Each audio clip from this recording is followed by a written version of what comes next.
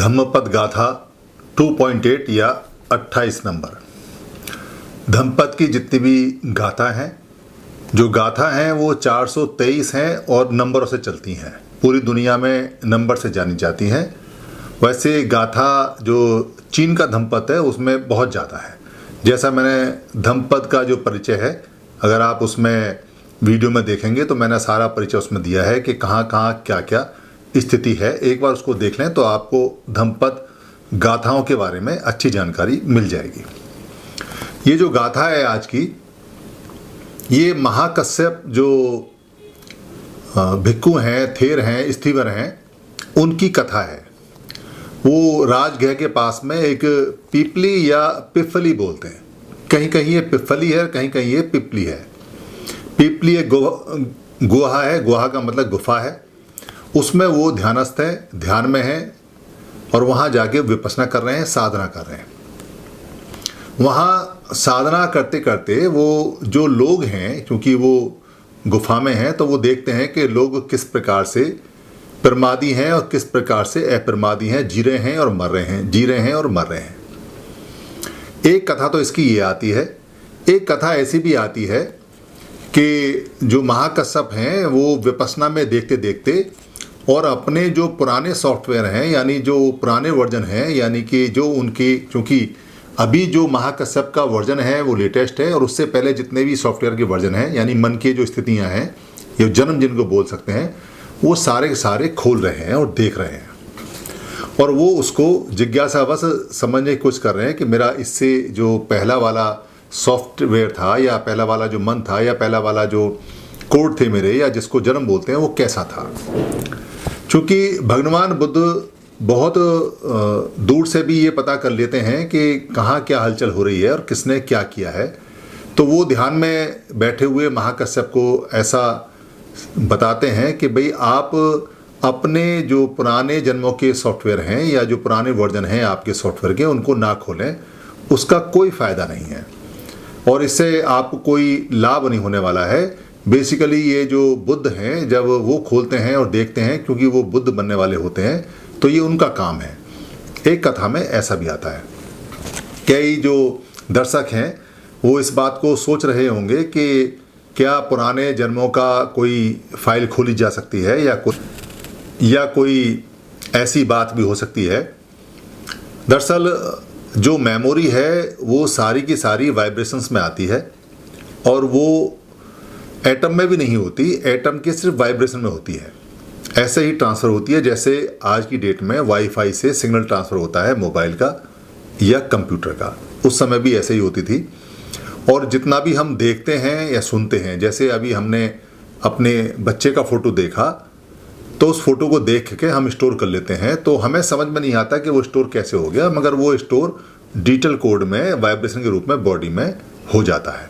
जो लोग विपස්සना में गहरे चले जाते हैं, डीप चले जाते हैं, या पूरी जो विपස්සना है उसको नियम से करते हैं, वो अपनी जो उनके बचपन से लेकर आज तक की मेमोरी है वो धीरे धीरे करके उसको पूरा खोल लेते हैं। और उनको ये भी पता चल जाता है कि अब से 10 साल पहले उनकी मेमोरी कैसी थी, 20 साल पहले कैसी थी, 30 साल पहले कैसी थी, अगर वो 20, 30, 40 साल के हैं तो।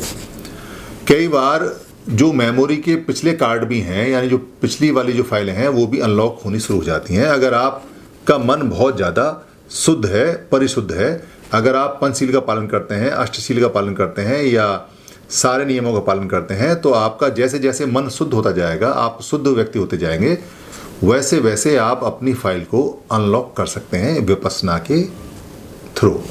ठीक ऐसे जैसे कंप्यूटर की जो मेन फाइल हैं, जिससे कंप्यूटर चलता है, जो उसकी सॉफ्टवेयर की फाइलें होती हैं, उनको आदमी खोल लेता है और अपने वायरस भी डिलीट कर सकता है।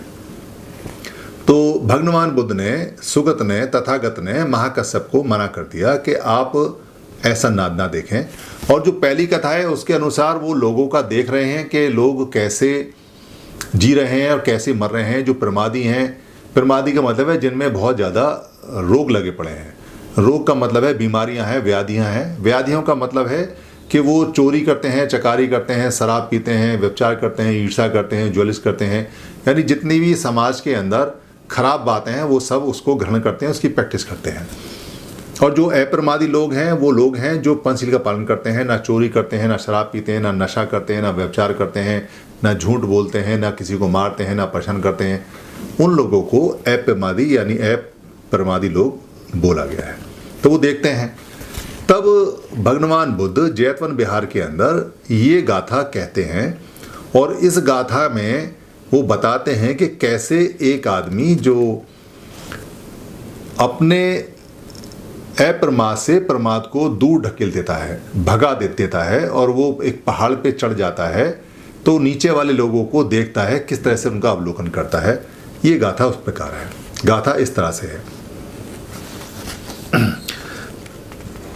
पमादं अपमादेन यदा नुदति पंडितो पय्या पासाद मारु अशोको शोकिनिंग पजंग पबतट्ठो व भुमट्ठे धीरो बाले अविखति।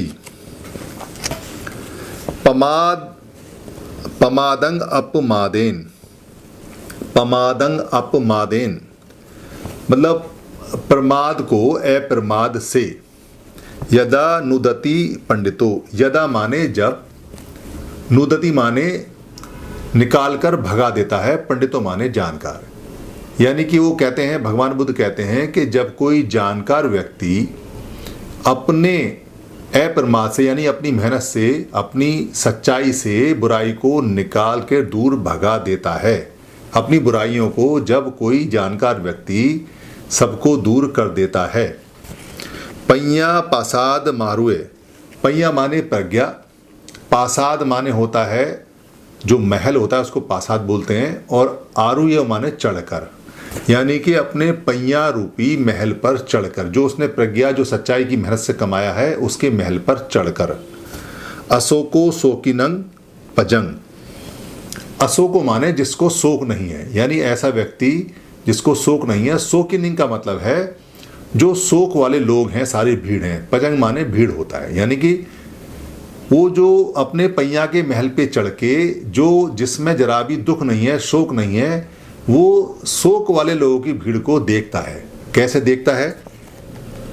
पबतट्ठो व भुम्मठे, पबतट्ठो का मतलब है पर्वत पे खड़ा हुआ व्यक्ति, वे माने जैसे, और भूमट्ठे माने होता है भूमि पर स्थित जो लोग हैं उनको। धीरो बाले अविख्यति, धीरो माने धैर्य वाला, और बाले माने होता है अज्ञानी और मूर्ख, अविख्यति माने जैसे अवलोकन होता है यानी देखता है। तो वो पर्वत पे खड़े होके जो नीचे भूमि पे लोग हैं उन लोगों को, उन अज्ञानी लोगों को वहाँ से धैर्य के साथ में देखता है। यानी कि जो जानकार आदमी होता है, इसका मतलब ये है कि जो जानकार व्यक्ति होता है, जो ये देख लेता है कि दुख कैसे काम करता है, सुख कैसे काम करता है, और अपनी सारी बुराइयां निकाल कर अपना दुख दूर कर कर जीते जी और सुखी हो जाता है। जब वो सुखी हो जाता है, जब वो समझदार हो जाता है, जब उसे ये पता चल जाता है कि अरे गलत काम करने का जो रिजल्ट है, परिणाम है, वो तो बहुत बुरा है। जो आदमी शराब पी रहा है, देखो वो कैसे लोटपोट कर रहा है, कैसे चढ़ रहा है, कैसे नाली में पड़ा है, कैसे लोग उसकी बेइज्जती कर रहे हैं, कैसे उसको गालियाँ बक रहे हैं। या जो चोर है उसकी घर में कैसे बेइज्जती हो रही है, समाज में कैसे बेइज्जती होती है। या जो व्यभिचारी है, दुनिया भर के सारे गलत काम करता है, देश के प्रति, परिवार के प्रति, अपने प्रति, वो जो व्यभिचार है, व्यभिचारी आदमी की कैसे पूरी दुनिया में बेइज्जती होती है, खुद अपनी निगाह में भी उसकी कोई इज्जत नहीं होती है।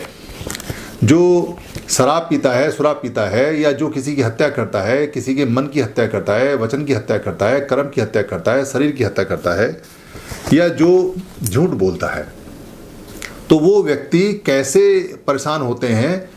जो छोड़ चुका व्यक्ति है वो आराम से उनको देखता है, ठीक ऐसे जैसे अपने महल पे खड़ा हो या पहाड़ पे खड़ा हो, नीचे खड़े हुए लोगों को वो देखता है, अवलोकन करता है। सीधा सा इसका अर्थ ये है कि अगर आप झूठ नहीं बोलते हैं तो फिर आप झूठे व्यक्ति को देखिए, आप किस तरह से देखते हैं। अगर आप शराब नहीं पीते हैं तो उनको देखिए जैसे आप शराब ना पीने वाले लोगों को किस तरह से देखते हैं। अगर आप व्यभिचार नहीं करते हैं तो व्यभिचारियों को आप जैसे देखते हैं वैसा फील आपको आता है। अगर आप किसी भी हालत में हत्या नहीं करते हैं किसी भी तरह की, ना मन की, ना कर्म की, ना वचन की, तो उनको देखिए जो इस तरह की हत्या करते हैं। तो ये झूठ और ये जो हत्या है, ये सारी बातें देखने का इसमें दिया हुआ है। धन्यवाद।